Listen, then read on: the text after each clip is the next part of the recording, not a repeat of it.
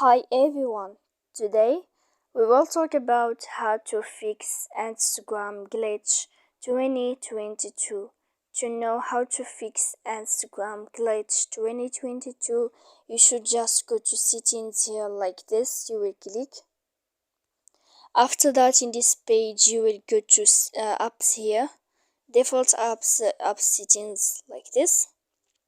Then when you find this list, you will go down to find the application of Instagram. After that, here you will click for stop. When you will end this, you will enter to storage. And here in this page, you will click clear cache. And then you will click clear data. So that you can know,